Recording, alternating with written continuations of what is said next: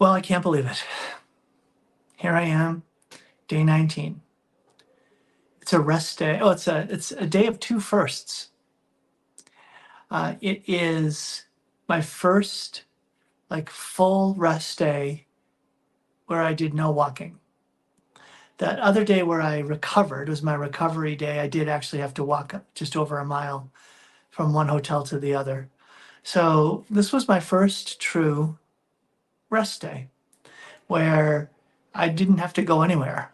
And I barely went anywhere. I went out 3 times for very short walks.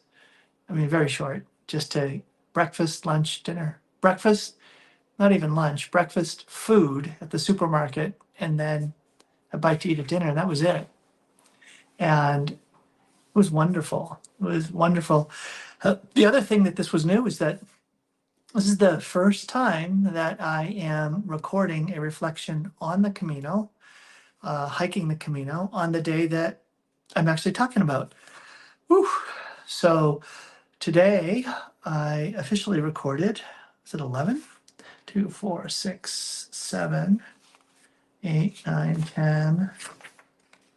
Yeah, 11. I recorded 11 videos today. I mean, I've had all the content in my journal, but being able to translate that into talks, I knew I would need a day to be able to catch up. And I hope to God that I'll be able to sort of continue now that I am caught up. It'll be much easier, much like a softer lift. And now that I'm also feeling healthier, right? But it's over the halfway point. A couple days ago, I reached the halfway point in the Camino, and I reached this point 2 days early. Even with that day of recovery, yesterday when I arrived in León, I arrived 2 days earlier than the staging that I'd been following. And so taking a rest day today, I'm still a day ahead of the staging that I'm following. And it gave me a moment to discern. And that's what my theme is for today, is discerning.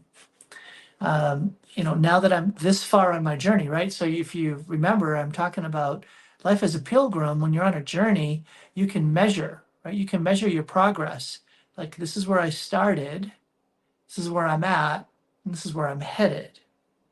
And so you can measure your progress from the beginning and your progress towards the goal. And what I realized was, wait a minute, I can continue to follow the path of the staging that is laid out for me, and I'll finish a day early, which is also a gift. And I'm like, it's a day early, and that might actually give me enough time to go to Finisterre, all the way out to the ocean past Santiago. Stop in Santiago, of course, but then continue on, since I'll have actually 2 days to accomplish that. And then I'm like, wait a minute. If I continue at the pace that I think I can go, I could actually finish this in about 8 days. And instead of like 14 days. And all of a sudden I'm thinking, wait a minute, should I do that? And so I had to discern. And so I used my journal to be able to discern. And I started out with just some basic reflections like, Lord, what's this been all about? Like, overall, Lord, I just asked myself my questions. Like, okay, should I just follow one stage at a time and finish in 12 days? Or should I push and finish in 8 days? And then I put down in my journal, what's this all about? And really, what's at stake in finishing early versus staying all the way to the end that's been planned? And so I asked just a series of questions. I said, Lord, lead me. I'll follow. Lord, what is this all about? The time that remains. Lord, you've done so much in me up to now. I'm here now, kind of resting and recovering, getting a sense of, okay, let me get settled back in myself. And now it's like, all right, Lord, what's at stake and what remains? It's like, Lord, what are you asking of me? What's at stake in this time? Speak, Lord, your servant is listening. I say yes to you in advance. Please, Lord, is there an opportunity here? Are you opening a door for me and allowing me to go through, or offering me the possibility, the opportunity to go through? And I then started to ask myself, well, what makes sense? What makes sense for me, staying or going? And I said, and at that point, I had to go to Mass. So I went to Mass. It was September the 15th, and it was at the cathedral here in León. Well, now I'm going to do the aha surprises. So the cathedral is the Cathedral of Our Lady of Sorrows, who is also the patroness of the Camino. Our Lady of the Camino is Our Lady of Sorrows. And today's the feast of Our Lady of Sorrows. So here I am on the feast of Our Lady of Sorrows at the Cathedral of Our Lady of Sorrows, who is Our Lady of the Camino in León, at the center of the Camino. All right, Lord, you're giving me like a beautiful sign that says, I'm here. It's like, okay, it's not an accident that you're here. You can see the hand of the Lord saying, I've placed you here. You're meant to be here. You're in the right spot, on the right time, on the right day. And I'm like, okay, thank you, Lord, for all of that. But what else does it mean? So I just said, look, what does this mean? What do you intend for me by having me be here today and resting here today? What are you saying to me, Lord? Devotion to Mary, dedication to Mary, the Camino as a pilgrimage of sorrow and suffering in union with Jesus. Suffering does not have the last word. That was one of the lines from the homily. And I don't have answers yet, but I think the answer to that question of why was I blessed unknowingly to be here in this moment with this density of connections to my life in the moment and in the location where I am today. But I began to discern. And how do you discern when you have like two paths in front of you that either one can seem right? Do I stay until the 4th of October and fly out then? Or do I fly home on the 25th? Wow. On the 25th of September, which would be a full like 10 days in advance. And I began to identify the positive benefits and blessings of each of those. And it would often happen that like the benefit of one would be the negative of the other, right? Like, oh, I'll save money if I go home early. Well, the negative is I'm spending more money if I stay, unless I stay in albergues. And those are really inexpensive. And all of a sudden it's like, oh, wow. Compared to staying in hotels, I might actually even save money. But I began to identify the things that popped out of me in terms of saying, if I stay, and I did these stages that are more aligned for me, well, I'm going to have more energy. I'm going to have more time because my body is now capable of walking these longer distances. And so it got me thinking, wait a minute, I can pray more. I can reflect more. I can do more videos. I can do some live streaming. I can do some writing. And I can fast. Shorter walks mean an easier time regarding the food involved in a Camino day. And so more penance, but penance of a different sort. I haven't really been fasting in the course of the Camino. And when I say fasting, I don't mean I'm not going to not eat food. It's I'm going to just forego certain foods like bread and alcohol. And if I did that, frankly, I would lose more weight.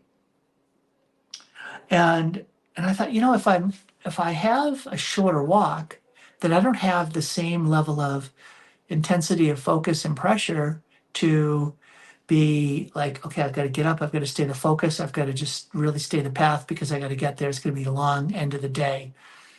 And if I do that, it's harder to be able to have availability to go off the path, to stop and ponder, or to move with the Spirit. If the Lord says, get down that other trail, go off into that church, or have that conversation here.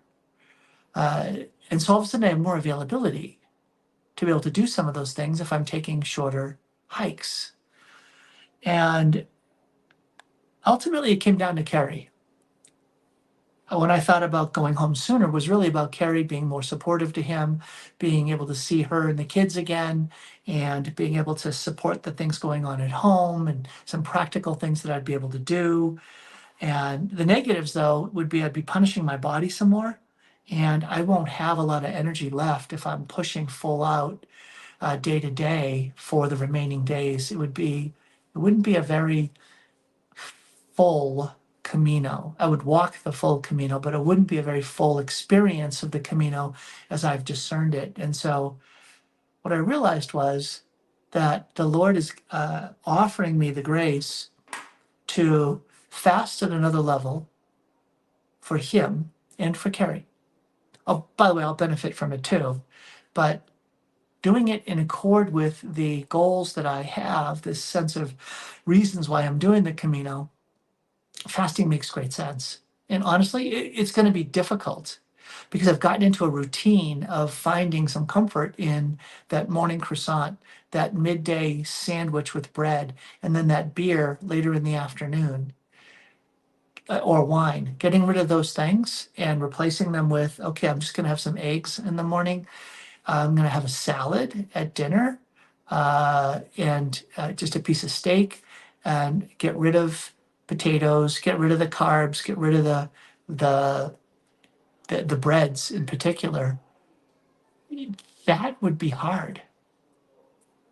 But I don't want any half measures. I don't want something easy. Carrie didn't give me space to be able to come here, and I didn't carve out this kind of space to be available to the Lord to do things halfway. And so that's where I felt the most peace. It was the times already in the calendar. Let me do these stages in a more already kind of mapped out way. And in doing that, be able to experience a bit more peacefulness.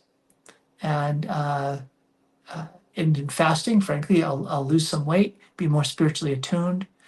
And my sense is that this second half is going to be more about the other two meanings of the Camino for me. The first half was more about 10xing my life and about penance.